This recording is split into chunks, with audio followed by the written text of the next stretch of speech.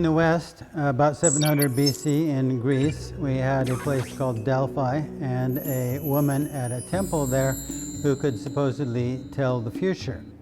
This is called the Oracle at Delphi.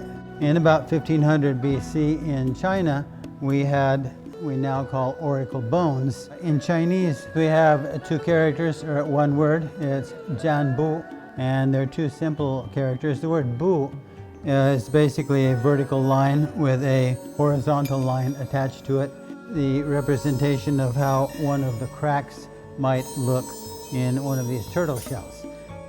And the Jian part, the first part of Jianbu, is the Bu, which is the crack, and on the bottom you have a mouth character.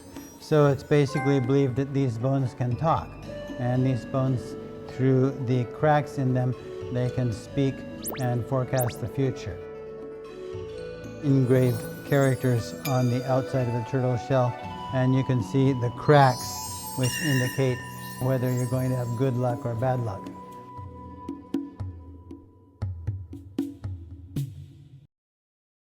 And this is one of the more famous bones. It has 93 characters, and the king was asking whether it would be lucrative to go hunting that day or not.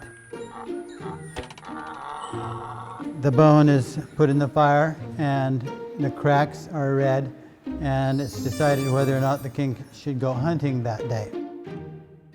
So here we have some other questions that might have been asked of the gods and the divination to get those. For instance, should you marry a certain girl or not, or a certain guy? Or should you plant the crops, or is the weather going to be good for certain kinds of crops? So you might ask, do modern Chinese do this kind of divination? Or is there some other kind of divination that modern Chinese might do to try to forecast the future? Well, let's go see. 现在我知道中国有一些不同的预测的方法，比如说易经、九易、八字、风水等等。我们西方有一个占星术的方法，是按照星座等等。你觉得这个跟占星术有关系吗？有一定的关系。中国古代的天文学啊，有4象，有28宿。这28宿啊，它对应中国的这个地理，就是中国上的每个地方，在天上都有一个对应的星座。28宿啊，还有黄道、赤道，它也可以代表时间观念，就是随着时间的这个四季的不同，它的位置也不一样。所以说这个星星跟时间、跟人物、跟地理都是有关系的。这一点中国古代也一样，西方也一样。这个人与自然界紧密联系的这种思维模式啊，是对的。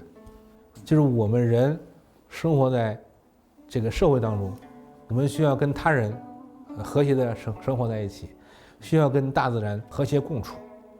我们说的每一句话，我们做的每件事情都不是孤立的，它都会在我们外部产生影响。